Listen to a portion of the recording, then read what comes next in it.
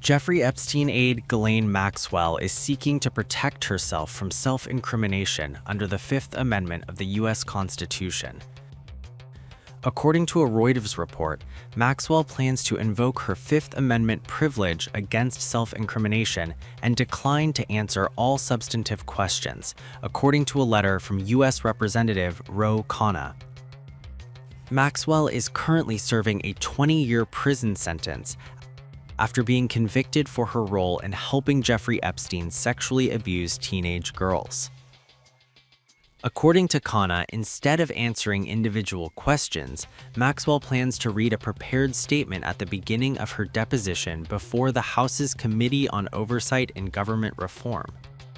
In his letter to House Chair James Comer, Khanna wrote, "This position appears inconsistent with Ms. Maxwell's prior conduct, as she did not invoke the Fifth Amendment when she previously met with Deputy Attorney General Todd Blanche to discuss substantially similar subject matter. I understand that Ms. Maxwell intends to assert this privilege on a blanket basis by reading a prepared statement at the outset of the deposition and refusing to permit members to question her individually through counsel, rather than invoking the privilege on a question-by-question basis." Khanna has posed several questions to Maxwell and sought confirmation from the House Chair whether she intends to invoke the Fifth Amendment in response to the questions. 1.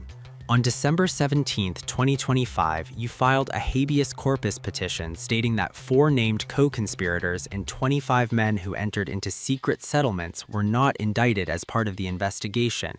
Is that statement accurate? 2. Who are the 4 co-conspirators and 25 men other than Jeffrey Epstein who sexually abused minors at Epstein's Island, his New Mexico ranch, or his New York residence, and why do you believe they were not indicted? 3. What information, evidence, or personal knowledge do you have regarding why these individuals were not charged or prosecuted by federal authorities? 4. It is well documented that you, President Donald Trump, and Mr. Epstein had a social relationship, and there are several photographs of you together. Did you or Mr. Epstein ever arrange, facilitate, or provide access to underage girls to President Trump? 5. After President Trump publicly stated that he would look at a possible pardon for you, did you or anyone acting on your behalf have any discussions with him or his representatives about a pardon or reduced sentence in exchange for your silence? 6. What client lists or records did you or Mr. Epstein maintain that document the identities of clients or associates? 7. Please identify any foreign governments or intelligence services, including those associated with Russia and Israel, that Mr. Epstein shared information with or otherwise acted on behalf of, and describe the nature and purpose of any such relationships. Last week, the Justice Department released 3 million pages of documents in the latest Jeffrey Epstein disclosure, along with 2,000 videos and 180,000 images. The documents were disclosed under a law intended to reveal what the government knew about the millionaire financier's sexual abuse of young girls and his interactions with the rich and powerful. Donald Trump, when asked about the Epstein files, lashed out at a reporter. On the Epstein files, you talked about Democrats who were in there. Elon Musk was also in there, and so was your Commerce Secretary Howard Lutnick and correspondence that he had with him. Did you read those new files that were published by the Department of Justice? I didn't. I have a lot of things I'm doing, a lot of things I'm doing. I don't know. You mentioned 2 names. I'm sure they're fine. I'm sure they're fine. Otherwise, it would have been major headlines. A lot of women who are survivors of Epstein's are unhappy with those redactions that came out. Some of them, entire witness interviews are totally blacked out. Do you think that they should be more transparent? With the fact that they thought they released too much. I heard that, and you tell me something else. No, I think it's really time for the country to get onto something else. Really, now that nothing came out about me, other than it was a conspiracy against me, literally, by Epstein and other people.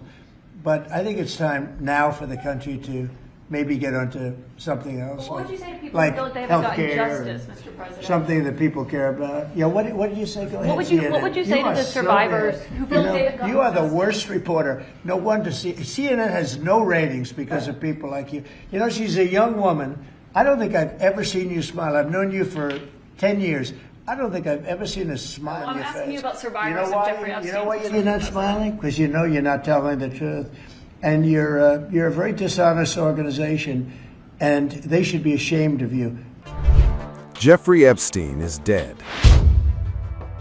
But the shadow he cast over power, science, and secrecy is still very much alive. Before his death in a New York jail cell in 2019, as he awaited trial on federal sex trafficking charges, Epstein allegedly nurtured a vision so disturbing it sounds almost fictional. According to multiple accounts cited by the New York Times, Epstein wanted to use his wealth, his land, and his influence to propagate his own DNA, creating what some who heard him privately called a super race. For years, Epstein spoke openly to scientists, advisors, and business figures about a plan centered on his vast New Mexico property, a 33,000 square foot estate known as Zorro Ranch outside Santa Fe. There, he allegedly imagined a baby ranch where women would be inseminated with his sperm and give birth to his children. There is no evidence the plan was ever carried out. There is also no clear indication it would have been illegal, but those who heard it described the idea as chilling, unrealistic, and profoundly unsettling. Epstein's obsession was rooted in transhumanism, a loosely defined movement that seeks to enhance human capabilities through science, genetic engineering, and technology. Critics have long warned that parts of this thinking echo eugenics, the discredited belief that humanity can be improved through selective breeding, an ideology once embraced and weaponized by the Nazis. At the same time, Epstein was facing allegations of trafficking girls as young as 14. He pleaded not guilty. Investigators later showed he routinely exaggerated his wealth, inflated his scientific credentials, and misrepresented his role in finance. Yet money and persistence opened doors. And those doors led to the very top of science. Epstein embedded himself among elite researchers, Nobel laureates, celebrated physicists, evolutionary biologists, genetic engineers. He funded conferences, underwrote research, and hosted lavish salons where ideas were debated over fine wine and expensive meals. Some scientists later admitted the promise of funding dulled their concern over Epstein's criminal past. At Harvard, he helped establish the Program for Evolutionary Dynamics with a $6.5 million donation. Conferences he sponsored were held in the U.S. Virgin Islands. On one occasion, guests, including Stephen Hawking, boarded a submarine chartered by Epstein. At these gatherings, Epstein spoke bluntly.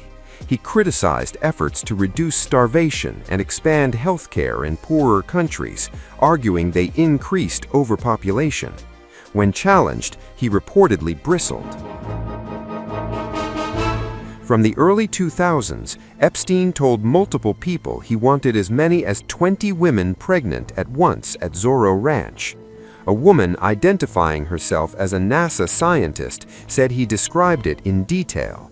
Others heard the plan repeated by third parties, proof the idea was not just private fantasy. Epstein even spoke of preserving his own body through cryonics, hoping science might one day revive him. One associate said Epstein wanted his head and his penis frozen. Whether Epstein ever fathered children remains unresolved. Recently released Justice Department files reference claims by a woman who says she gave birth as a teenager and that the baby was taken from her moments later. The allegation has not been independently verified. No children appear in Epstein's will. But the questions remain about power, secrecy, science, and how close something unthinkable may have come to reality.